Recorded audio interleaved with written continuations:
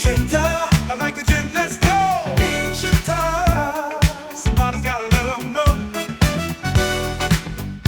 Beanshooter, I like the gym, let's go. Beanshooter, it's not a line he doesn't toe. In a world full of dogs, you're gonna need a dog catcher. If you're wearing a mask out there, and fresh air's gonna get you. He always shoots from the hip. For iced coffee, take a sip. Toss it out the window, out a bump, let her rip. Beanshooter, like a gin, let's go. Beanshooter, somebody's gotta let them know. Beanshooter, like a gin, let's go. Beanshooter, there's not a line he doesn't toe.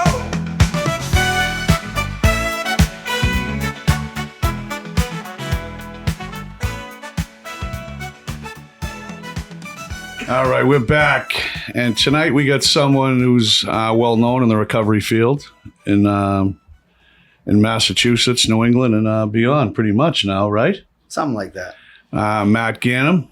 Thank you, Tell us a little bit about yourself, how you get into what you do, really, Okay. and where you started and where you are now. Yeah, so my name is Matt Ganem, grateful recovering heroin addict. I celebrated 19 years on April 21st. Wow. Congratulations. So, thank you. You don't look that old. How old were you when you got sober? 21. Oh, all right. Wow, 21 years old. So 40, huh? Yeah, 40 years old. All right. 40 years old. It's all You're downhill. between two old guys. It's all downhill from here, my friend. Well, I feel it. But then I look at, like, Johnny looks great for his age. Yeah. Like, I hope I look as good as you do when I'm your age, you know? Thank you. I turned But- 40 in jail like Johnny. I turned Okay. 18 in jail. I Yeah, turned 30 in jail, 40 in jail. But I get out, unlike John. Yeah. John was there. But all right. Consistent, Yes. you know? So, but, a little bit about myself. I'm the CEO of Aftermath Addiction Treatment Center, Aftermath Behavioral Health, and Redemption Addiction Treatment Center, and soon to be Redemption Addiction Treatment Center in New Jersey. I own Out of the Shadow Sober Living in Everett, and do a ton of real estate. I'm also a spoken word poet. Haven't done much of it lately. As I've gotten older, I used to like speak across the country, go to schools, middle schools, high schools, colleges, and share my story, share some poetry. But I haven't been doing that as of late. But a little bit about me, I grew up in a broken home. Clearly, like from day one, I was strung out on anything, whatever that was. Whether that was sports, I played it like a psychopath. Once I started drinking and smoking weed, I started doing that to an extreme. Ecstasy. I was a troublemaker in school, always like screaming out for attention. I went through 4 different high schools in 2 states. Where were they, if you don't mind me asking? Arlington Catholic, Arlington High, Minuteman Tech, and then Exeter, New Hampshire. All right. So bounced around a little bit. When I was 16, I was introduced to Oxycontin, and that kind of was the beast that I was searching for in every other drug, that was like heaven. It made me go talk to the hottest chick in school, fight the toughest guy, like gave me all the confidence in the world. And, obviously in the beginning, everything was like fun and games and stuff like that. And then, it progressively tore my life completely to shreds, and then eventually moved to heroin.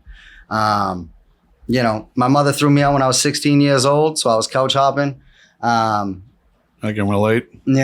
and, really just like I was addicted to, just the lifestyle as well. I had no parental supervision, and I would stay at a place until I wore out my welcome, and then I bounced to the next place until my buddy's parent was like, oh, you need to come home at this time, or you need to do this, or you need to follow by the rules if you're living here. And I was like, yeah, see you later. I'm not going to do that. And, I was a monkey that sold bananas. Back then I thought I was a drug dealer. But more often than not, I was selling to support a habit. And, everything that I did was surrounded by drugs and how I'm going to get them, how I'm going to get high every day.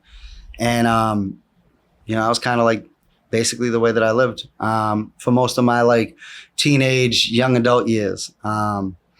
Some big points that happened to me when I was 19 years old. I was sleeping on the couch of my best friend, James Slattery, in 2004. And he ended up committing suicide. I woke up to his mother screaming. He was hanging in a bathroom, and I had to take him down. And that was like a very altering moment in my life of like, you know, it was like fun and games for a while and you don't really, you kind of feel invincible, like these things aren't going to happen. And, you know, I kind of was on this mission of like, I don't care about living anymore. I didn't care about what I was doing. My disease progressed to now I was sticking up corner stores, just basically doing anything to get high. And, you know, unfortunately, my best friend, Dougie Sparks, who I was doing them with, he ended up going upstate to Shirley. He got caught doing one. And right around that same time, OxyContin got pulled off the market.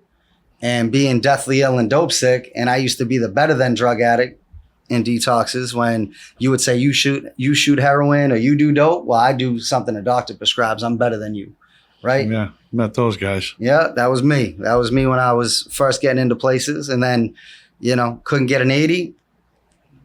My buddy Mike ended up offering me a bag of dope, said it's the same thing as an OC 80, and I didn't give a shit anymore. Sniffed that first line, and what I was spending a couple $100 a day on pills, I could get it in a $40 bag and was off to the races with that shit too. And, you know, same thing, eventually ended up, you know, going from sniffing it to shooting it, smoking crack, in and out of programs, trying to get it right, never lasting. I was like very young in the process of trying to get clean. So I'd end up at halfway houses and I'd see a bunch of grown men and I would, in fight or flight, I would just take off. I couldn't handle like, you know, when I'm high, I can be a tough guy. I can do all this stuff. But once you remove the drugs from me, I was this like trapped, scared little boy inside a young man's body. And, you know, eventually I ended up catching a Class A distribution charge. And through that, I ended up getting into the Hamilton House in Dorchester as a way to try to like preventatively, as we were talking earlier about taking steps. I was on the run at this point. I missed some court dates and I was getting high and I was terrified of like doing the jail time for it. And I ended up getting into the Hamilton House as like hey, look at me, I'm doing the right thing. Like, mitigating factor. Yeah, exactly. And, you know, at that time, I was like at a bottom. My buddy, my best friend at the time, Eddie, he ended up in the Hamilton House. And I was getting high with him and his mother. And he had to go through because of drug court. And really like the breaking point that pushed me to the halfway house was I was dope sick on our couch. Hadn't got high for a couple days, looking like Skeletor, hadn't showered, hadn't, you know, taking care of myself, like was 140 pounds soaking wet, you know, wearing the same clothes for days. And I got this woman shooting up in front of me and she turns to me and she goes, "You got a fucking problem. You need to go and get help." And I was like, damn. And, you know, at that point, I was on this mission that I didn't want to wake up. Like every time I got high, it was with the intention to die in my sleep. I had a pistol in my mouth. I couldn't pull the trigger. I had a belt around my throat. I couldn't do it. Like I was terrified to go through with that.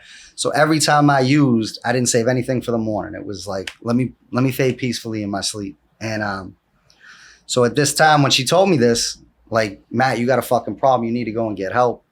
I just remember I went into the bathroom and it was like the first time in a long time I took like a long, hard look in the mirror and really looked at like who I was. And I couldn't tell you who was looking back. Yeah. And I ended up going into detox and I had like a little bag of clothes to my name. And I was only supposed to have an interview at the Hamilton House. And I get there and the guy, Bob Brown, that ran the house, who's this big monster of a man. I don't know if you've... No. So he's a large human being, did like 10 years in prison, was a DEA agent. He comes in, "What fucking retard brought their bag of clothes? This isn't a fucking hotel." So in my mind, I'm already going to Fields Corner, copping a bag of dope, going to Somerville District Court and turning myself in. And, you know, he brings all these other interview people in, sends them on their way while I'm still sitting at the table. He brings me in. And at this point, I have no family in the state. Everybody's remarried, moved on. So he's like, "Where are you going to go if you leave here?" And I was like, "I'm going to go get high and like turn myself in." This was like my last shot before, like, I'm tired. Like, I don't want to keep doing this. And he sat me at this table where they do like the group set or whatever. And he never told me to leave. And I ended up sitting there all day, all night. They brought me like a plate. I sat through a group. And then at 7 o'clock at night, he brought a pillow and a blanket out for me. And he goes, "You really want this? I'm going to give you a shot." And then not only did he do that, he ended up going to court with me. and I was a frequent flyer in Somerville District Court, and he went to bat, basically being like, since I was 14 years old, everything related to me crime was me getting high. And like, this was the opportunity for me to try to like turn my life around, be in a program. I clearly, like, I wasn't a big time dealer. I was clearly selling to support a habit. And Bob Brown really went to bat for me. And they ended up giving me the opportunity to go through hoops of fire to stay out of jail. I had to complete the halfway house, did some time in a sober house. I lost my license for 5 years. So, you know, that was like the very beginning starting point of my recovery. And in that halfway house, I realized you could have fun without getting high. Every Saturday, we used to go to Nantasket Beach. Me and my buddy Eddie, Tony Almeida, and his kid Tommy that died of an overdose. And it was like the best time of my life with those four. We just walked the beach, hit on girls, throw the football around, sit in the sun, like just living life. And I had not done that for like the previous 5 or 6 years at that time. Like everything that I did before that was like how I'm going to get high, how I'm going to re-up, whatever I'm going to do to like numb this feeling of like, just try to escape the feelings that I felt inside. And then another thing in that halfway house is one of the biggest things that has led me here is I rediscovered a love that I had for writing poetry. When I was young, I wrote. When I was getting high, I used to rap thinking I was going to be like the Tony Montana of the Oxycontin game, which I wasn't. And, you know, you catch me freestyling all the time and doing all this. But in the halfway house, here I am, 21 years old, scared of the world. And I got a bunch of grown men that did a shit ton of prison time. I couldn't go to you and be like, hey, man, I'm having like a really hard day. Like, can we talk about it? Because I'd feel like a pussy. And I don't know how to be vulnerable. And, you know, when you're out there getting high and you're using you in the streets, like you can't show any type of weakness. Oh, yeah. So what I would do is I would put my thoughts, feelings, and experiences down on a piece of paper. And that was like the very beginning stages of what really took off and gave me like a platform. You know, completed the halfway house, ended up in the sober house, started sharing poems with like my friends. I write poems for my friends to give to their girl, annoying the shit out of like the people because I couldn't drive either. So I'm just in the shotgun, like, yo, hey, I just wrote this last night. Like, you got to hear it.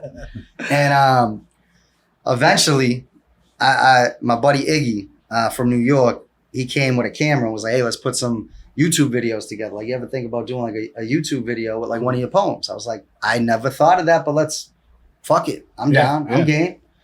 You know? And so I put some videos out there and it started getting views. Yeah. People started recognizing it. I'm like, all right, let's do another one. And let's do another one. And I started gaining some attention, you know, talking about like my experiences, and it gave me a platform, and it really helped me with the things that I was going through. And, you know, early on, like, you know, where I'm at today is not even like a thought. Back then, I thought I was going to have like a New York Times bestseller and I was going to be the greatest thing ever. And I signed a book deal way back. I think it was like 2009. I signed like a publishing deal with a company. And part of that deal, I had to do 2 public speaking things, which like, what's the number one fear in America? Yeah. Just public speaking. Right. So before I did the organized public speaking, I'm like, all right, I gotta hit an open mic. I gotta like sharpen my skills before I get in front of a crowd and I look like an idiot. So I started hitting open mics. And the first one I hit was at the Dockside in Malden. It was in front of 4 people. And I held a piece of paper up and I read through the piece of paper into a microphone in front of those 4 people. And I knew 2 of them shaking, like, or whatever. And, you know, it was funny that, you know, I had a guy pull me aside after and he's like, you got some really good stuff to say. You need to memorize your shit because you look like an idiot up there. Like, you know? Yeah. And, you know, so I started memorizing pieces. That was like really a transition for me because that was like where my recovery started taking off in a different aspect of not necessarily the meetings, but being on stage, performing in front of crowds. That was like a freedom for me, like that same type of escape, just like a little more positive. And then I started chasing it like a drug addict, the way I was getting high. So now I got YouTube videos, I got this book deal going on, and the book deal never happens. I'm going around. I was up for Best Poet in Boston when the Phoenix magazine was still around. Yeah. It closed before the voting finished, which I was winning, and I should have won Best Poet in Boston. But so I got this book deal. Now every open mic I lead in with, "Hey, I have this book coming out, Carried by Wings of Protection," and then I was supposed to be on CNN, and both those things never happened. And at this point, It's a killer. And the whole point, like, of me chasing poetry was like, I did construction at the time. I had a son very early in recovery. I was 23 years old when my son was born. Didn't have a license, barely made any money. And I was like, people say that I'm all right at poetry. Like, I'm going to try to chase something and do something different. And, I was met with ridicule. People laughed at me. They told me like I was wasting my time. I got to put my head down, work 60 hours a week, work myself into a grave. And, but I'm like that petty, like, you tell me I can't do something, I'm going to do it. And so I get to this breaking point. I'm working 50 hours a week. I'm doing poetry. I'm hitting all these open mics. I'm hosting an open mic. I think I got a book coming and it doesn't happen. And, at this time, my best friend Dougie had gotten out of jail. And he was like my number one fan. So going back to when I was getting high, it was me, him, and his brother Spocky. Like, we all were homeless at the same time. Like, we shared each other's clothes. Dougie went away for 5 in a day.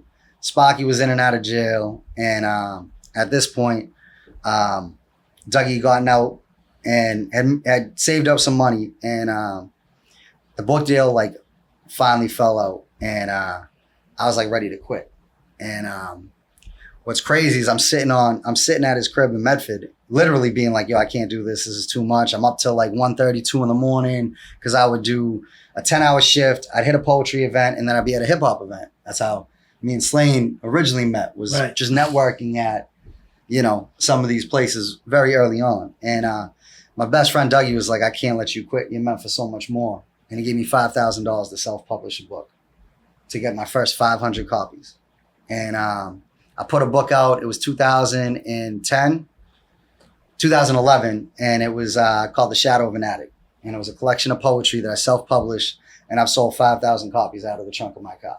Nice. It's awesome. And, I just like drug dealing. I bought 500 copies of them, sold those, re-up, paid him some, sold some more, and just did what I could trying to push that book. And, from there, other opportunities that eventually led me to like working in treatment. I started doing advocacy work, clashing with politicians at the State House, doing like programs where I come in and do like my poetry to help give like a different perspective at that time. And eventually this kid, Mike Duggan from Wicked Sober in 2014, he reached out to me and was like, are you sick and tired of like working in construction? I was like, yeah, fucking right. And he gave me an opportunity to work in treatment about 11 years ago. And obviously the poetry had a big thing to do with it, because it was something that was a little different at that time. But that was like, 11 years ago that I started working in the field, which eventually led me to owning a couple of facilities, building them up and stuff like that. So I'm just rambling at this point. No, listen, it's a fascinating story. I'm like captivated by it. Trying to make sure we're engaged with everybody, and it's not just me talking. So, but what I want to know is, what was your biggest crowd that you read poetry to? I know that. So the biggest crowd, let's go back to the Dark Side in Malden, where I read in front of 4 people. In 2018, I performed at McCoy Stadium where the Pawtucket Red Sox play. And there was like 15,000 people in the crowd for Recovery Fest. And it was headlined by, what's the dude's name from Seattle? The rapper. Oh, Macklemore. Macklemore was the headline. This kid knows everything about everything. Everything about everything, right? So he was headlining. It was this big event, and they wanted like a local guy there. And Maureen Kavanaugh, who's an amazing mom, I helped her daughter. She has a New York Times bestseller that she actually mentions me in it, which is pretty cool. But she was like, I want a local person, and Matt Ganem, the poet, is who we're gonna pick for it. And I got to, I walk out on stage and it's just faces. It's just a crowd. You can't even see anybody. It's just a sea of people. How's that feel? It was the highest adrenaline rush you could get without getting high. That's how it felt. And then I do this call and response poem where I say I am A, and then the crowd chants back miracle. And I had the whole crowd, you could feel it like vibrating off of me with how loud they got, which was crazy. It was incredible. It was absolutely incredible. And, you know, it was one of those moments you wish you could capture in a bottle and just like relive it over and over again. But it was really dope. And there was a lot of people that came out to support and came out to see me. And, you know, that's like those once in a lifetime type of moments, you know? That's awesome. But I've done I performed behind the White House in 2015 at the Fed Up rally in front of like 3,000 or 4,000 people. I was in a documentary with this guy from New Jersey, and he spotted me in the crowd. He's like, yo, you want to do poetry? I'm like, yeah, fuck it. Gave me a little microphone and had me hop in the crowd and do like my recovery poetry and stuff like that. So it's pretty cool. The poetry has been a tremendous platform, which, you know, if you go back to when I first started with some of the people telling me that it was a waste of time, or my son's mother basically like, I don't want the world knowing my kid's father's a dope fiend. Yeah. You know what I mean? Which I can't blame. You can't blame somebody for that. But you tell me I'm not going to do something, I'm going to figure the fuck out and make that happen. Going back to when you were younger and your friend, I have a friend, James Slattery also, by the way. But did you see any signs of it? Like, was he talking about hanging it up and everything? So there was a handful of suicides in the area that we were in. There was like 5 suicides of kids that were 16 to 21. And a good friend of ours, Danny Nunes, committed suicide, I think 7 or 8 months before that. And he was facing a grand theft auto charge. He had some other police involvement and some other things that were going on at the time. And, you know, those are all the pieces that I can put. I can't tell you what goes through somebody's mind in a situation like that. I know when his 40th birthday was June 19th. He would have been 40 years old. That's 21 years after he's passed away. Wow. He was a fucking baby. And like, I wish I could go back and shake him to be like, you have all this life to live. Like, even if it's a stint, it's like, it's not going to be forever. Like, but you know, in that moment, you think like the intensity of whatever emotion you're feeling or whatever you're going through. And unfortunately, you know, he thought that was the only way out. And, you know. Yeah, you think about him doing it when you're there, knowing. And I've had a few friends. I lost to suicide. A best friend of mine that grew up with hung himself in Walpole on Christmas Day 5 years ago. And you know, everyone said the same thing. His family, his kids. How do you do that on Christmas Day?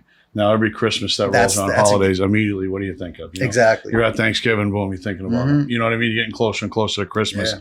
And like I say to people, like, oh, you know, people are like, how could he do that? And I'm like, I don't know. When you're in that frame of mind, you're not thinking about anybody else. No. He's not thinking about anyone whatsoever. You know what I mean? Like, he's just going through the intense amount of pain that he thought that was the only escape. Just like you can personalize that. You were just trying to die from dope. You couldn't do it yourself. Which imagine I tried. being in that situation. So when you go through that, I would wake up thinking he's still alive. Like, I had night terrors. Like, I did not handle it well whatsoever. Yeah. After experiencing that, and then like just the flashbacks of everything. It's the coldest thing I've ever felt was taking him down, thinking he was still alive, and like there ain't nothing there.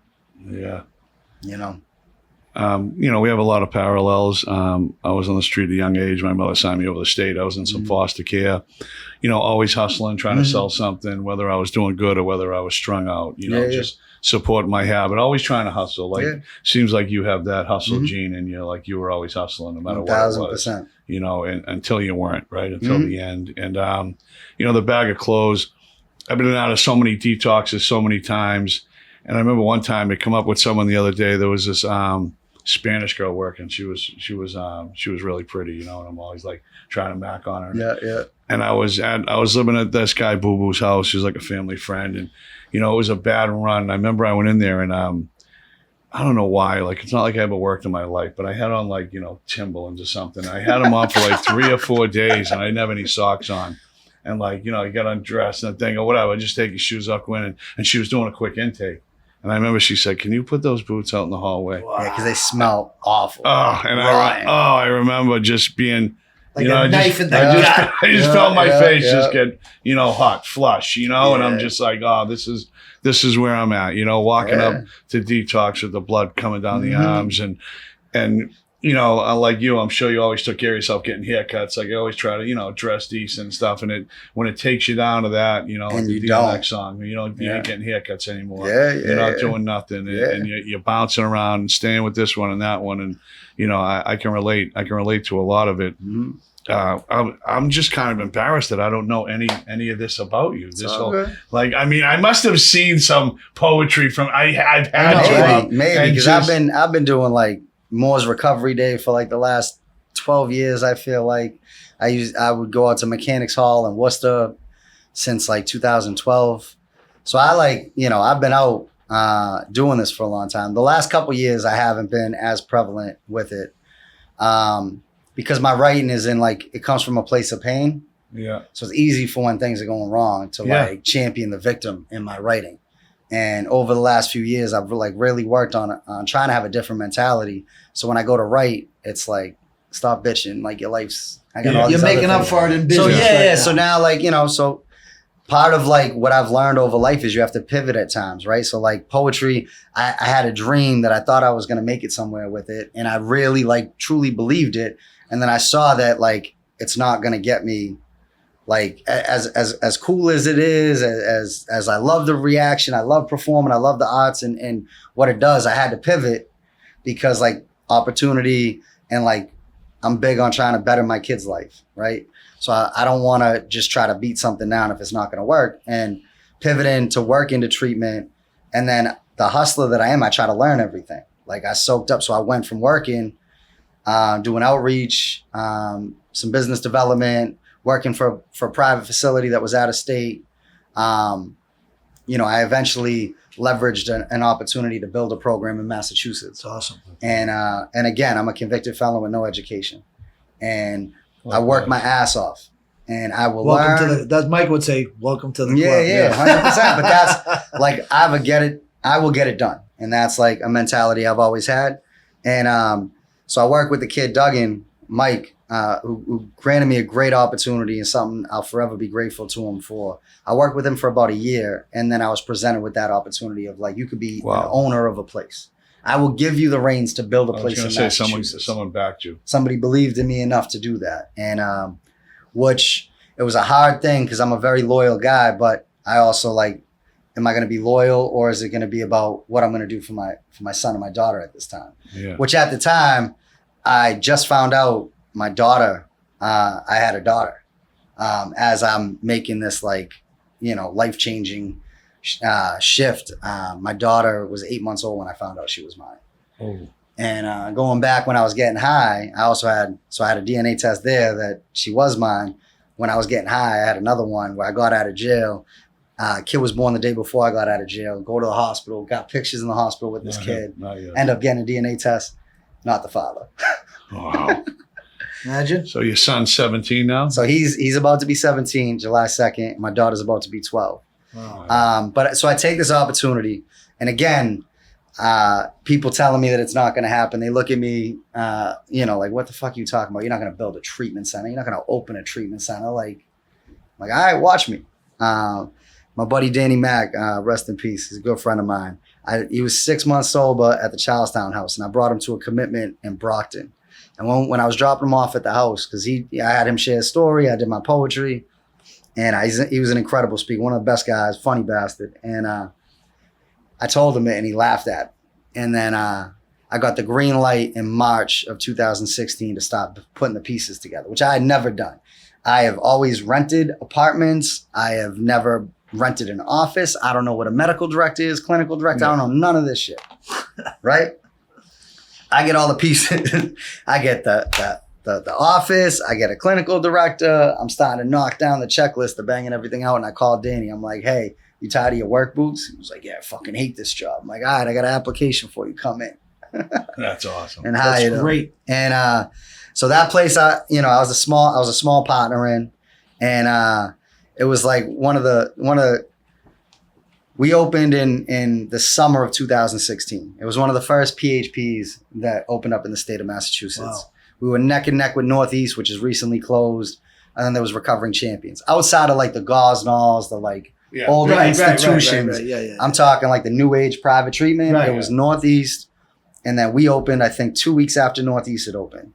And it was like one of the coolest experiences because we were a bunch of knuckleheads that didn't know what the fuck we were doing. I bet that was a great experience. But we had some of the best like recovery speakers in there. We were like a family, and we like, you know, we just made it happen. We made it happen. You know, amazing.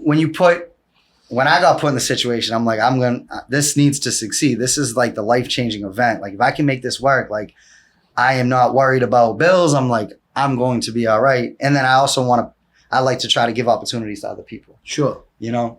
And so we open, I got a bunch of my friends working. People are coming in. It's like the hip, you know, type of treatment center. People want to rep the gear.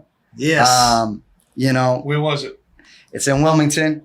I will not give it advertisement name because I will get to that point after. But okay. You know, it was a beautiful, beautiful experience. And we had it was like the original, and watching how many people have splintered off and opened their own places. Like, it's like one of the coolest things to see like the ripple effect of like, here's an opportunity. People learn what they needed to learn. And then they started as a tech here, and now they're a part owner over here. They're building a program here. They're program director there, executive director there. Like, you know, it just a beautiful, beautiful experience.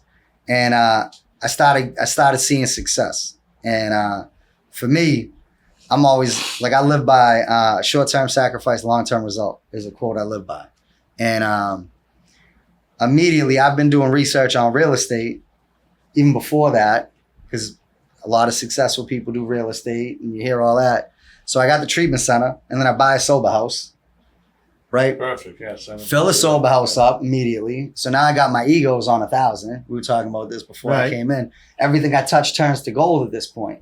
So I buy a pizza shop, thinking I got the treatment center, I got the sober house for them to, you know, graduate from the program to the sober house, and then the pizza shop for the get well job. Get them to work. Get them to work. And it was one of your friends that I bought the pizza shop off of. And you cash only business with drug addicts just doesn't fucking work. And that was a really, really dumb fucking move. A very humbling experience, I will say. People robbing you blind? Yeah, I mean, sometimes it's cash, sometimes it's subs, pizza. I mean, you know, it's a very small margin type of business. Yeah. But just throwing something out there, because a lot of times, right, especially with today's day and age, social media is all a highlight reel, right? That's it. All you see is the picture perfect moments that everybody wants to share. Nobody ever really shares like, oh, I fucked up or I failed or I did this. Yeah. And I always try to express some of the moments, like the book deal that didn't go through, that you have to face adversity and try to get through it. The pizza shop, like that was a dumb fucking move. It was an epic fail. Epic fail. Like I lost money every month. So now I'm making money just to pay people and pay bills. So I'm not even doing as good as I was in the beginning. And, so a couple years go by, relationship with my business partner strains a little bit. And then I get removed in 2020. And something that, I felt, They buy your own? Unfortunately, they did not. Really? They did not do that. Nope. We are still in the process of something, so I can't discuss details. Yeah. Wow. But at the moment, I built this beautiful thing, right? Yeah. I branded it. I stood by it. I have 45 employees. We're like one of the biggest places in the state. And July 28th, somebody comes in with a lawyer and the head of HR, and I get removed. My baby at the time. Your brainchild, yeah. My brainchild. Holy. And I didn't know. And then this is like everything. I had everything in this. Like, you know shocking. You were like shocked. So I was not prepared. I did not have a thought. There was something that played out a couple months earlier that I should have seen, that this could have been an opportunity. And then in the back of my head, I always thought, like, I'm a drug addict.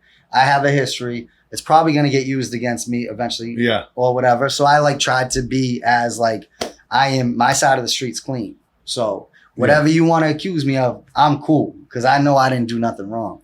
And so I end up getting perp walked out of out of the center. Oh, Wow. With the lawyer basically escorting me out of the place that I felt like I had built, I had put together, I had put the staff there, I'd managed it, I had ran it well, I had kept our reputation as a pristine place. People got, and you know, I talk about the business. One of the best things about that place is people got sober at that. And that's like what means more to me than anything is that people represent the different places that I've run and they say, that's where I got sober. That was part of my journey. yeah. And I hire a lot of alumni, people that go through, I end up bringing them back on. And, you know, so going back to that, another like pivotal point of where do you go? I felt like I made it to the mountaintop. Like I just, when you look at life, to become a business owner of a successful business, and then I didn't know how I was going to make money. I just paid taxes. Wow, I had child support that I got to pay. My life grew too. That it's easy when I had like, when I lived in the sober house, I pay the sober house rent, everything else. I got no stress. My expenses had grown. And I don't know how I was going to cover. So they just walked you out and they said, you're no longer they said that welcome here. You can't make a paycheck They there. said I was voted out.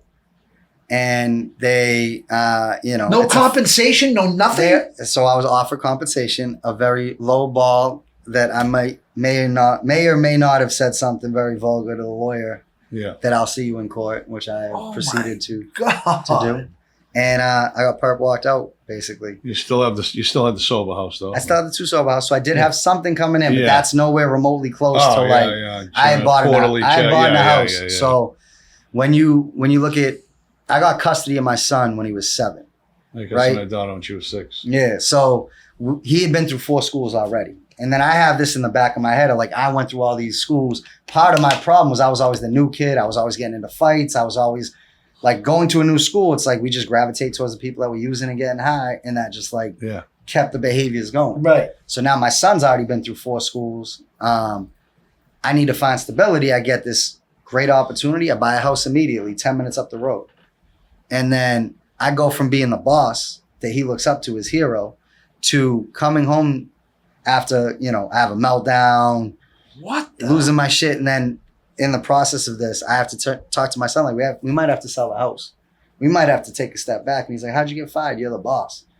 And goddamn, did that like cut through my soul at that time. Well, listen, I got a similar question. Mm-hmm. How did you get fired? You were the boss. That's what they have a board, right? They had a. So what is going on now with that? That's. Oh, I'm still. You know, I'm in. You know, we're in court. How long ago was that? 5 years ago. Still dragging on. Still dragging out in court. And was this a close friend of yours? I felt like we were friends. So, and this is again me not understanding business. Is I thought I had a friendship with this guy. I looked up to him. I admired him. He was a very successful businessman, and I like hung out with him outside. I like the same one who put the money behind you and said, "I believe in you." Yes. What's his reason? What was his reason? He can't. It's in court. Did he tell you a reason? Did he give you a reason? Of course he knows. Yeah, of course he knows. I can't share that in a public forum. I can only talk in that I was removed from a business, insane, bro. From a place that I felt like was like my 3rd child. And that is insane. The wild thing though is immediately 13 people quit right when it happened. Really? Immediately. Amazing. They were like, yeah, no, see you later. If this is what they do to you, I'm out. Which like I didn't ask anybody to quit because this is an issue with me and one solidarity, guy, right? Yeah. 13 people. That's what you did today, Mike. Immediately walked out. I think I spoke in that place. Probably. Yeah. I believe it. Yeah. So, 13 people quit, and the support that I had after that. That's cool. So I'm going through some of the hardest like times of my life. It ended up being a very short period, but you don't know that when you're going through it. Yeah. And like I was in some dark places because like I'm getting attacked every day. Like my character's getting attacked. And I started doubting myself of like, was it them? Was it me? Like who was really the reason that people getting better, that we built like all these questions. And Belichick or Brady. The Belichick or Brady, which is great. hey, hold up. That is I told you he's fucking brilliant, this kid. Because that was what I thought about the whole time. Because it was the year that Brady went to the Bucs. So I'm rooting harder for Brady than I ever had because I felt like Belichick was, you know what I'm saying? So But in those moments, it's very dark. And like, not that there wasn't like, I'm going to go get high over it, but I wanted to escape. Yeah. And like, not that it's fortunate that this happened. I had 2 very good friends relapse at the same time. And like, again, I don't wish anybody to get high, but calling me from a hotel room across the street from South Bay after shoplifting with a girl you just pulled out of detox, smoking crack, really brought me back to reality of like, how much worse could this all be if I ever, boom. See you later. Right? And it gave me like really good perspective through that tough time. I had one of my best friends came down once he heard it. He didn't even call me, just showed up at my house, Christina Cola. And he goes, you can't change anything that happened. So what are you going to do? And the same day it happened, I filed for the LLC for Aftermath Addiction Treatment Center. Wow. That day. And I had no idea. Nicola rings a bell, that name. Christina Cola. I don't know why. It's from Lynn. He owns Process Recovery Center in Nashua. All right. And he was on actually America's Top Dance Crew that he probably wouldn't want me sharing. The kid's a great, I love him. But he came down. He was like, you can't even wait. You gotta, what's the move now? And the move was like, all right, I'm gonna figure it out. Now I had no funds to get this going. I didn't know how I was gonna do it. Yeah. And back to the drawing board. But a successful hustler can lose it all and then gain it all back. Yeah. And getting clean, I feel like there's nothing that you can throw in front of me that I'm not gonna be able to get around, get over, get through. And responding well through adversity is something I've done throughout my whole entire life. And I ended up, so July 28th is when that happened. I was licensed with my doors open October 17th. Say that again. When did it happen? So July 28th. 3 months. I was removed. Yeah. Less than 90 days, I was licensed and open. All the red tape. How'd you pull that off? So I've been doing this for a long time. I had great relationships with the state. Inside people. We were the first people, our center was the first people to deal with COVID. I was as upfront as you possibly could be dealing with a COVID outbreak at a facility, right? I have handled everything the best possible way that I can. Going back to that time, I'm going through some of the hardest times of my life, and the love that I got from the community, like the families I helped, because I don't try to do what I do and like, I've helped this many people. I've done this. I get it. I don't do that. In that moment, though, as I'm going through inner turmoil, you go on social media and it's like, Matt has never not answered the phone for me. He's always helped. My daughter got clean 7 years ago because of him, 6 years ago because of him. I stand with Matt.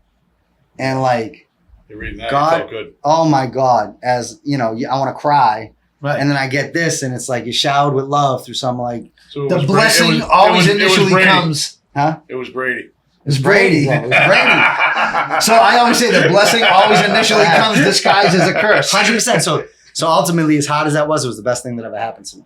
So I was a small guy, and I was under the thumb. I had no actual control. Like I ran the facility day to day, but it wasn't really mine because obviously I got removed. And it was a great lesson. It prepared me for what I needed to do next. I learned everything that I needed to under that person's thumb. Yeah, and got to apply it for something that now I own 100% myself. That's awesome. And October 17th, we opened 2020 Aftermath Addiction Treatment Center, and the fastest license I think ever issued in the state of Massachusetts. That's unheard of. Which is crazy. They make you jump through hoops for that stuff. They do, which we still had to go through the process. Aftermath? It's in Wakefield. Oh, all right. Yeah, it's in Wakefield, Mass. And we're coming up on our 5-year anniversary, which is amazing. That's awesome. It's a beautiful, beautiful thing. So your old boss. It'd be nice to get a little, nice little courtroom win, right? Little vindication. We'll see. I hope. I believe, like I said, my side of the street. No matter what, you're going to be fine. You're going to be all right, good. But it's a personal thing, right? Yeah. So when you go back to it, it's like you took food off my kids' plates. I had to have really uncomfortable conversations with my kids. Like, I can't provide. And I'm a provider. Like, I became successful. I pay for dinners. Like, I try to take care of my people because I don't forget. Takes people Post Malone and Jelly Roll. I don't forget not having anything. Yeah. And like life's about. People like that are all right. He did that for us. Him and Eddie, right? Yeah. And, so probably just not us either. Yeah. I took off and ran down the stage and came back. I was all around. He was everywhere that night. That was great. You got right out. Yeah. You're with us, and then all of a sudden there's a video of you stage side. You know what I'm saying? It's everywhere. You got to deal with it all the time. You only got to deal with it once. You look up, he disappears. He's just, he's a VIP with a bunch of like, you know what I mean? All the celebrities. It's great. But that's a testament to who you are, though. You know what I'm saying? So, and listen, that's always going to get you farther than anything 100%. else. So I always look at it like you get what you put out there, and I try to put out as much good as I possibly can. We scholarshiped a ton of people. I try to take care of my people. If you call me with your kid, I try to treat it as if, like, how would I feel if I tell you, I have my son call you for help, and you treat him like shit? Yeah. So I always have looked at, like, if you're calling me to get help for your kid, your husband, your wife, I need to treat it with the same respect that I would want it to be treated with my kid. And that's how I've done it for 11 years at this point. You got clean at the first place you went to? No. Been to detoxes. I've been a ton of detoxes. I went to Salvation Army. The first halfway house. Yes, the first halfway house. Yeah. I got to the door, like I said. Yeah. And I was just like, I can't even do this. This is too much. I get overwhelmed and I go get high. Yeah. So. You ever see ours at Bob Brown? What's I have not seen him. Really? I see my former PO, Damon Banks. He's now the chief PO in Cambridge. He's the best. Yeah. Yeah. I got a probation officer too, Phil Orlandella, out of Lowell Superior. Okay, Reached out to me and we talk all the time. He was my guy. I remember the first time I seen Damon, I was at a poetry event where I was like the only white guy there. And he was in there supporting some of like the I forget what exactly the event was for. And he saw me and he lit up. And that's just something you don't, like you normally don't think of, like your PO. 100%. Is happy to see you. Yeah. You know what I mean? And he looked out for me because I definitely got caught driving without a license. And the judge was trying to lock me up over it. And Damon was like, this kid's a fucking idiot. Just got to give him a pass on this. It's awesome. Now, listen, we always say, that's, I don't know, as we get older in life, I'm saying we just try to make friends with everybody, and it's effortless, right? Yeah. Just try to be a good guy. I'm saying when we were young kids, we were wild, right? Oh, I'm saying so. I just think as you get older, that softening, and you always try to. I always say instead of living an antisocial life, because that's what we were living. I mean, we all have that common denominator. Live a pro-social life. Hey, my man, what's up? How you doing? Yeah. Building relationships. And positive. I try to be positive. I want to build people up. Yeah. Like that's something that I know, especially like the pathway that I got here, there's a lot of negative, right? I dealt with a lot of negativity with poetry. We're putting a book out. We're performing. We're trying to start the business, ending the business, starting a new business. Yeah. There's just a lot of negativity. Hey, so congratulations. I try to like congratulations. Support, and then even like how hard it is to try to do something that's unorthodox, right? Podcasts. It's unorthodox. Social media, like what you do on Instagram, what you guys are doing, like that's unorthodox and it's not normal. Talk in front of crowds. Yeah. So I try to support anybody that even takes a chance on it, because like I know how hard it is, because I've like put my entire life into like getting to where I'm at now, where like things didn't work out, things failed, things were difficult. You didn't have the support, The first book deal, what happened? Did they give you a down payment when you did the deal originally? Did you get any money out of them at least? No, nothing. No advance, huh? The only thing I got out of them was that I had to perform live. And that ended up being like I was 2013 New England Urban Music Awards, Male Spoken Word Artist of the Year. I had 2013 Mass Poetry Books, Best Poetry Book of the Year. I performed all over the place. I featured at the New Eureka Cafe in New York City, which is like a world famous poetry spot that like Alicia Keys performed before she was famous. Awesome. Kanye. I competed in there where they put a boxing ring in the center of this shit. And I went up against a guy from Queens, and I drove 4 hours there for a draw to drive 4 hours back, and my alternator blew on my way home. But, again, that didn't end up panning out, but it gave me something that was like another couple steps to the next thing that, you know what I mean? So the original book deal was editing issues. We wanted to match you with the right editor, and it ended up being like an 18-month ordeal of them just stringing me along. Yeah. And I got really discouraged, and I told them to fuck off. So relationship with your mother these days? It's good. I bought my mother a condo.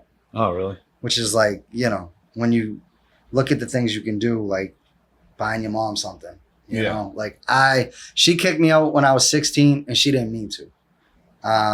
My father left, and she was raising me and my sister, and I was a hellion.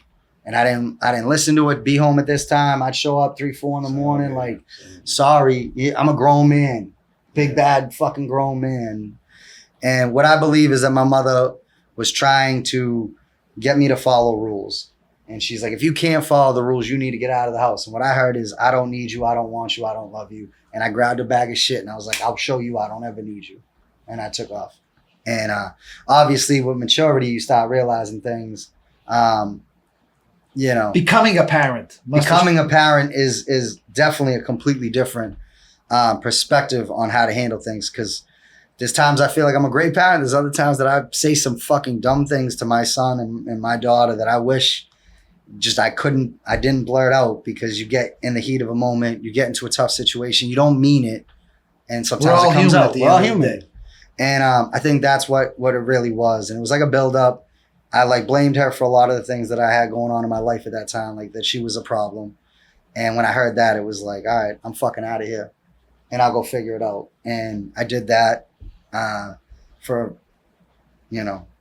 quite some time. And then I rebuilt my relationship with her. I rebuilt it with my father. My father's now my best friend.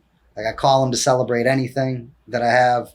He's like the best. And he's not a talker. He's like an old school guy. That Like just, you. Yeah.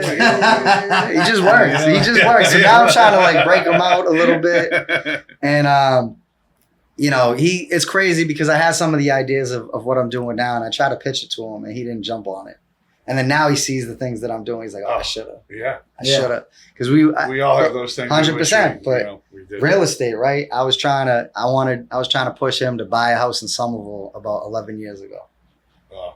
And goddamn, would that have been a great investment at that time? And I was like, I'll run the sober house. And My friend Spiro tried to sell me his place he did over in Delray Beach, yeah, Florida, for $280, and it sold for like $800. but that's Right why before real COVID, estate. right Yeah. before COVID, That's the But short- now you can't. Now you think, oh, everything's so high with the interest. Now Nope. you still think it's Never Nope. pull the trigger, Nope. right? Nope. No, Yeah. I pull the trigger. No, I hear you. I'm saying- I shoot from the hip. Yeah. I think so. We can get into that. So I'm always looking. I got I'll- 2 sober homes, and I'm No. always looking for another one. So this is the now thing. it's So not. I'm looking so- for my first one. So this is the thing about interest rates, right? Interest rates are high right now, right?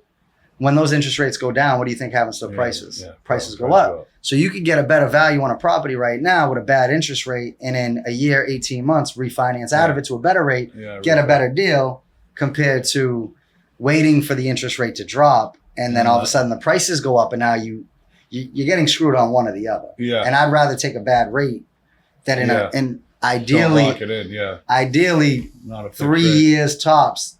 Yeah. Hopefully, the interest rates come down. Yeah. We'll see how this administration with that know, works. I know, We'll see. I know. I'm fingers crossed because I Yeah. own a lot of real estate, and I am praying that the interest rates come down, because if you go back, so I have 2 sober houses. My first 2 I bought in Everett. One was in 2017. One was in 2018. My interest rate's like 4.125. Yeah. And then I bought a property in Manchester that I leased to a woman that does sober living, and my interest rate was like 8.125. Yeah. So it's a dramatic. Yeah. That's a A big 4 point difference. Now, when it comes time to refinance and that rate comes down, it's a great deal. You know Yeah. what I mean? It's just you gotta In the meantime, you're weather treading the water. storm. Yeah. And then the bigger gain of real estate is I bought that house. I bought one of the houses 18 months ago, and it's already up $100,000 in value because I did I refinanced, got a lower rate. The appraisal came back 100 grand more, and that's in just a year. Yeah. That wow. you can get a line of credit. I mean, we didn't learn none of this shit, so Yeah. I try to like going back to soaking up information and trying to like apply it, and then I share it because like I want to see other people succeed. So Yeah. real estate's like a big thing for the long term because you can pass it down to your kids, you can keep it in your family. Yeah. You know what I mean? Like I have 12 rental properties right now. Wow. It's great. Mhm. All around Boston, Arlington, Everett. No, 4 in Everett. I have 2 sober houses in Manchester that I don't run, but I lease to somebody. I have a 9-unit apartment complex in Manchester. Oh, I own shit. 2 houses in Delaware, and I own the office building for Redemption that me and Brandon Novak are partners in. I own the New Jersey building that we're about to open, and I renovated that, and I leased that to our treatment center in New Jersey. And then I own a mill building in East Hartford, Connecticut. That's 70,000 square feet with 72 tenants. What are you gonna do? Oh, It's all commercial space. I've renovated it. We're gonna put solar panels on the roof, and Hartford's a nice place. Yeah, ran around there a little bit. You Seen say that so, movie bro. before. I mean, I'll tell you, the building's beautiful, and I own a part of a river, which is crazy. Oh I yeah. own a little river and a little dam. I'm trying to buy a second dam that's like 100 yards up the river, but That's awesome. yeah. Doing big things. Yeah, crazy Hartford's shit. hardcore. Mm-hmm. Some of Yeah. that stadium there. They ever do anything with that? What happened? I don't know. No. Look at this baseball stadium or the stadium they built, and I don't know what they did with it. They stopped for a while, but yeah, Hartford's crazy. Yeah. We're like, it's not really in the city, so it's not something that So I have you're to in Everett? deal with. You know Anthony Rossi, the real estate developer? I've heard the name, Yeah. but I don't know. Get along with the mayor over there? Do I? The mayor seems like he's a good guy. He shows up to recovery events and stuff like that. I don't know him personally. I know the inspector there, and he definitely made us jump through hoops for one of my Oh. renovations, Oh, really? which is Tough, not right? fun. Not fun. Sprinkler? Yes, I had a sprinkler. Isn't Yeah. it the worst? And I Isn't don't. the worst. know and this then I case boxed law, it that's- in, so I don't. It Yeah. very frustrating process. You can do it exposed. I could have, and then I bought this property, really overshot the mark with it. I wish I just bought a 3-family that was like more ready, but I renovated it. Renovations went crazy, and then they made me put a sprinkler system in, and they caused more damage to finished work. Jesus Oh, Christ. yeah. And then it was like you got these exposed pipes, and not for the guys in the soap house because they don't give a shit. Yeah. You know what I mean? Right? That's not why I did it. It's for if I go to resell it down the road, exposed pipe looks like not the best when you Yeah. go to sell it. So I was like, let me just box it in right now, make it nice and clean. Yeah. But like the company I use, they had a bunch of hacks, and they would literally bring pipes and tear the wall up, bringing it up. Like it cost me a lot of extra But money. it was cheap in the beginning. They gave you the best price. Oh yeah, Doesn't always, cost you fucking- always. You should have took the other one, Mhm, right? Yeah. So but again, like it's like a learning process. So now, like I'm in the process of renovating a unit in my Manchester apartment because I bought like a building that was a little run down. I'm trying to turn the units over and make it look a lot nicer. I am going in with a much more rigid budget and taking care of it a little bit more in Right. detail in comparison. So like, hey, you have the free reign. You know what I mean? Yeah. So. Manchester's all right too. I mean, it's a little gritty too. It is. Manchester, New It is. Hampshire. So part of real estate that I try to find is areas that are on the come up because, like in Everett, I bought a property for $565. It's worth $900,000, and that's in 8 years of paying down a mortgage. That's awesome. You gain that much equity, and that's what you try to find. Now Those, you got operating capital. so you can get a line of credit, you can refinance Take it. a leak. Yeah, there's different things that you can do Right. with real estate. That's why I try to push it on people. Right. First time home buyers, loan, utilize like a 3.5% down payment, get a 2 or 3 family, live in one unit, rent the other. Yeah, you seem like, and that's the way to get along, right? If you're living in the unit, Yep, right? that's how you get your first time home buyers originally. If not, it's like 20 or 25% you got to put down. So So you seem like you put a lot of thought into all this. You I- did a lot of studying. so I was awful at school. Yeah, I'm always been a very intelligent person, right, but I need to apply it to something I'm interested in. right. And as like I've gotten, more successful, and then I follow more successful people with like mindset and the positivity and trying to learn on how to never be in a situation like I was in before. Right. So when you go back to that situation, I was stripped and I did not know at that moment how I was gonna be able to get through. Right. Right. I don't ever want to be in a situation like that ever again. So you insulate So I am yourself going now. to protect myself and make sure that I have different streams of revenue that like I will never, like my kids, I'm never going to have to look at my son and be like, hey dude, we're going to have to sell this house. Because that I was a wouldn't horrible sell, thing. You never want to feel like that. never want to again. feel like that or have those tough conversations. You know what I mean? Like I want to be all set. If treatment ever stopped, if some of this other stuff that we have going up, I want to make sure that I have things in place that I'm never back in a spot where I'm like, where's my money coming from? Like, It seems like you do. Yeah. You know, so that's yeah.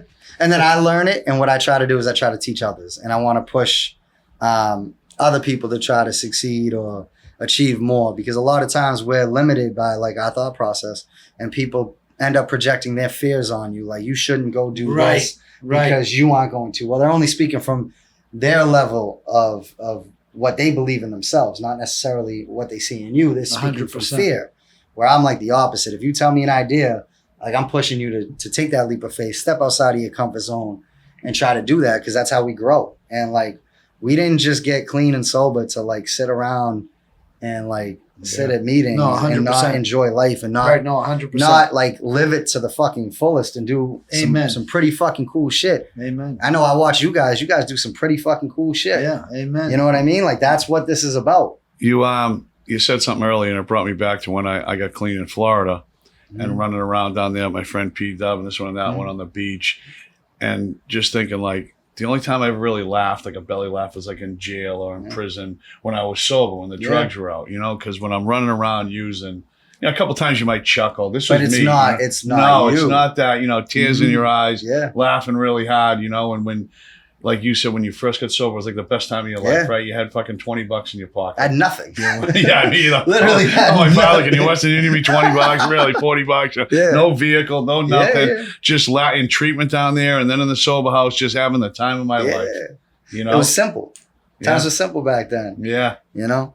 But that like I said, that was like some of the best times of my life. Like you wish you can go back there. Yeah. 2013 when I got sober, when you were doing the poetry thing that year, when you mentioned it brought me back. It's a hell of a story, bro. Yeah. Hell of a story. Oh yeah, it's unbelievable what you could accomplish with nothing. Yeah. It's not like your family was rich or they, or you had some money to play with. No. Someone saw something in you. Unfortunately, it's this guy who ended up, whatever But happened. he gave you. But so that's how we look at it. Yeah. Is he gave me the opportunity. He gave you that And then opportunity. even He planted doing it, that right? seed. So this is the cool thing about that whole situation is I don't think the launch of the success of Aftermath and what I'm doing now has the same momentum if it doesn't happen that way. Right. If I'm not like ripped 100%. Yeah. and like the reaction to it. And then if we go back to where you were like, oh, he bought you out. Well, who says that I don't take a lump sum and I'm like, oh, I'll get around to I'll do it Monday.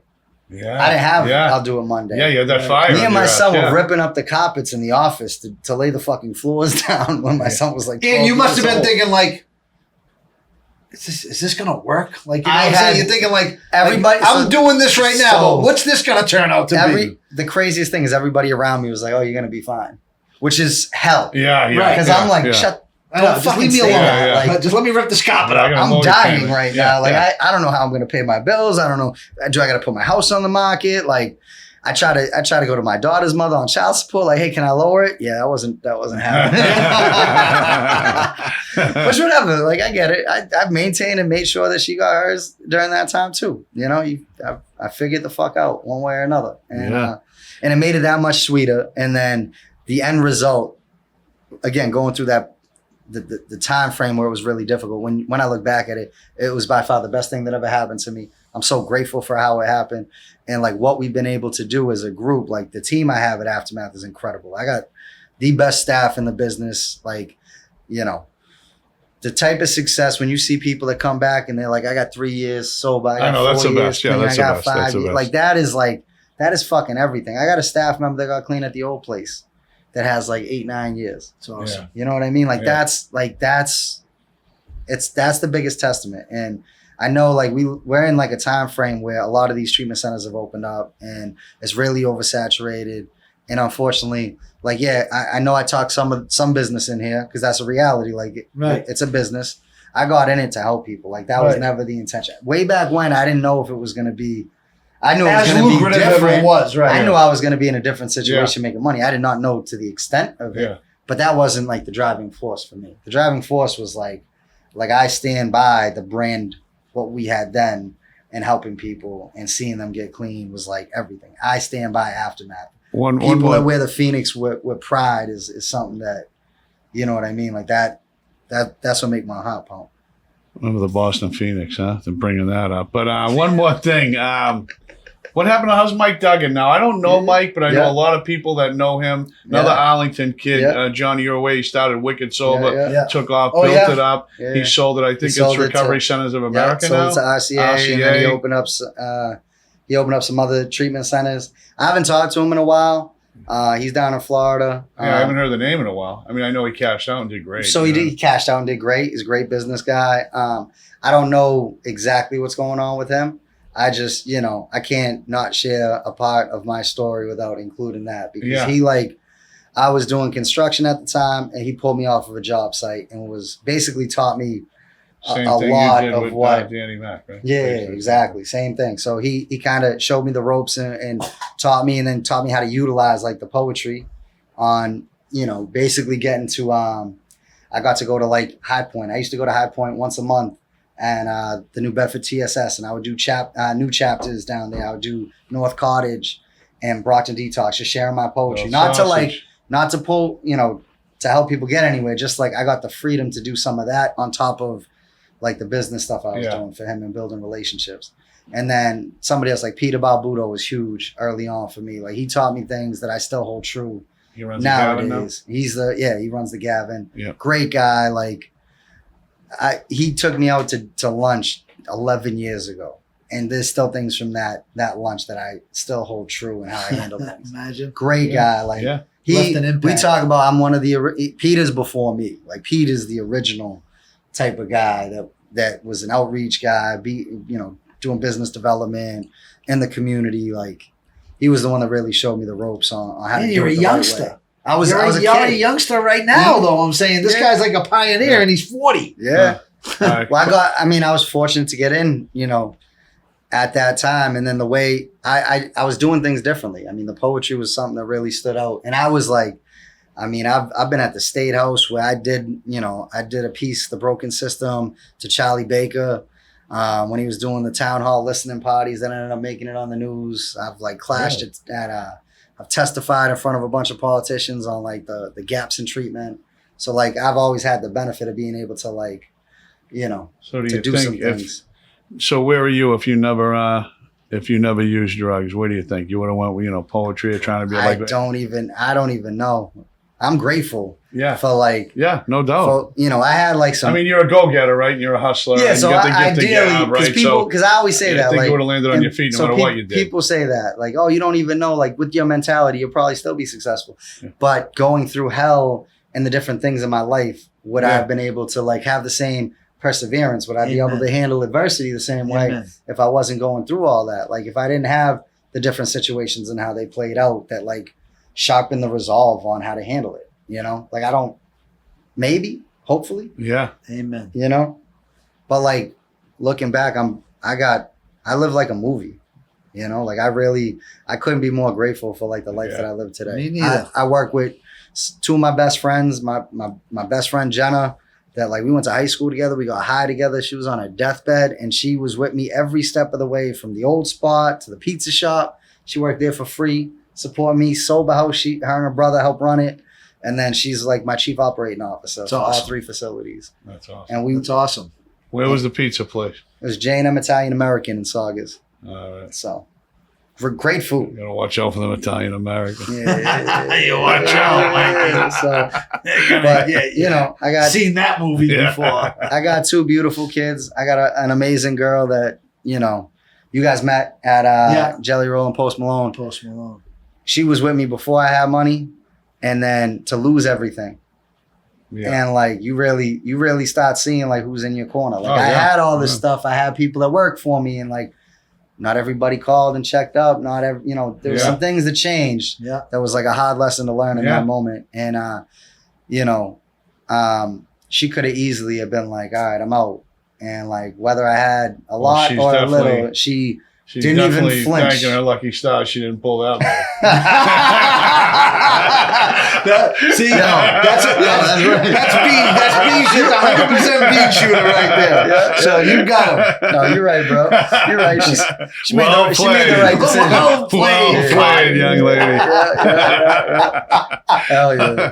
All right, Matt. Hey, I want to thank you for coming on, man. Thank you guys for having me. You know what? This was awesome. I'm blown away. Like Matt. Matt's coming on. Oh, that's Eddie's. And I'm just like, oh, all right. I had no idea at all. Man, what an interesting character you are, and how much you've achieved at such a young age. You're still young. You're gonna be here. Guys like me are always gonna, when you're 50, I'll be calling you up. You're still a kid. And but really, what you've been through, what you've persevered through to become as successful you are, and the real estate you own, and a great father and all that, man. It's a very, very From interesting nothing, story. Mike, not having a family that was supporting you, Mm-hmm. nothing. on a wing and a prayer. And you know what? It must be cool having a friend like you, because I know guys will get out and they'll call me because they're sober house, they need a bed, or hey, my boy, I used to get high with him. He owns this big treatment center now. And they call you up. Yeah, I got you. Oh, I do that all the time. Yeah, I got you. 100%. Couple scholarships in the back scholarship. pocket. We've always scholarshiped a lot of people. I was a Mass Health kid. I went through public programs. I will never forget when somebody needs something like that. Yeah. You know what I mean? Like I try my best to help out people, whether it's something that their insurance covers, or if it's something that a friend needs a favor. It's just like, yeah, we'll figure it out. We'll take care of them. You deserve everything you got. It's great. Man. You know what I mean? Yeah. Matt, thank you for coming on, man. Thank you for having me. Awesome. Yeah. 50 grand. 60 in the books, right, 60, Justin? 60 in the books. Thanks again, man. That was real. Beanshooter, like a jet, let's go. Beanshooter, it's not a line he doesn't tow. In a world full of dogs, you're gonna need a dog catcher. If you're wearing a mask out there, and fresh air's gonna get you. He always shoots from the hip. For iced coffee, take a sip.